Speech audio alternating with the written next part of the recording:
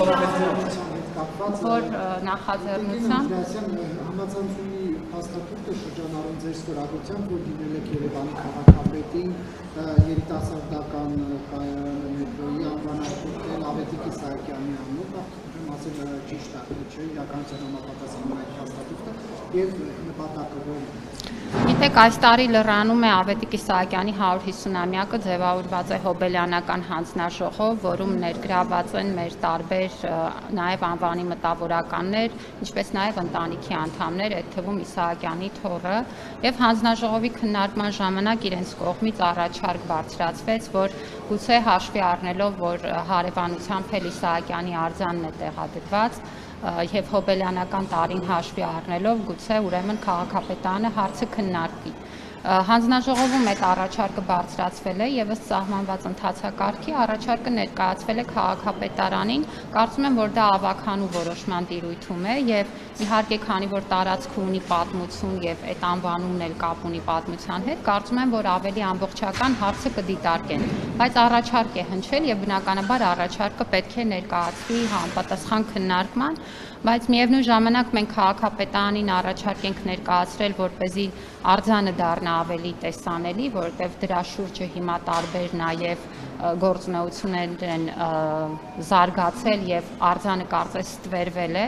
եւ հիմա մենք նաև սպասում ենք, որ քաղաքապետարանի գործընկերները ընդհանուր առմամբ Իսահակյանի արձանը ավելի տեսանելի դարձնելու ուղղությամբ որոշակի քայլեր կձեռնարկեն։ Երիտասարդական բառը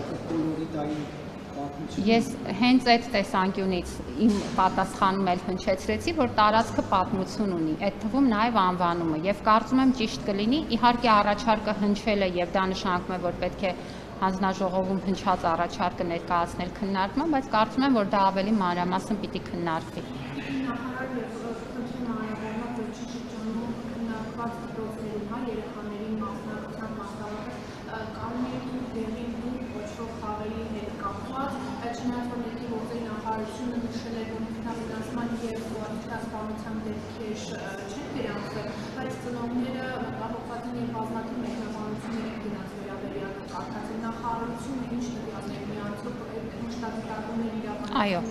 Այո, ձևավորվել է մասնագիտական աշխատանքային խումբ, որը որ մանրամասն ուսումնասիրում է նաև հնարավոր ազդեցությունները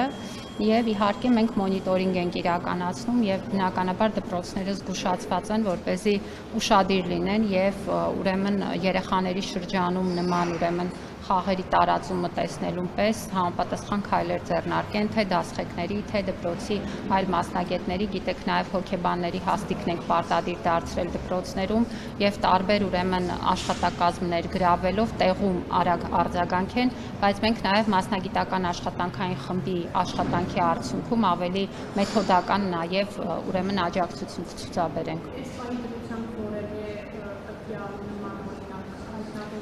Մենք ստանում ենք անհանգստություններ, բայց ինչպես եւ ներքին գործերի նախարարությունից են ձեզ հայտնել, որևէ առանձին վնասման դեպքեր չկան, բայց դա չի նշանակում, որ կանխարգելման քաղաքականությունը չպետք է շարունակել։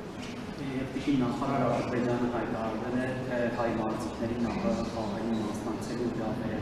ստացել է հրավերը եւ արդեն որոշում կա այդ մասով։ Կարծում եմ առաջիկայում կքննարկենք եւ որոշում կկայացնենք։ Շնորհակալություն։ Դա կախված է տարբեր հանգամանքներից, այդ թվում նաև անվտանգության միջոցառումներից եւ կարծում եմ որոշումները պետք է կայացվեն ամբողջական ինֆորմացիայի պարագայում կքննարկենք եւ ըստ այդմ կորոշենք։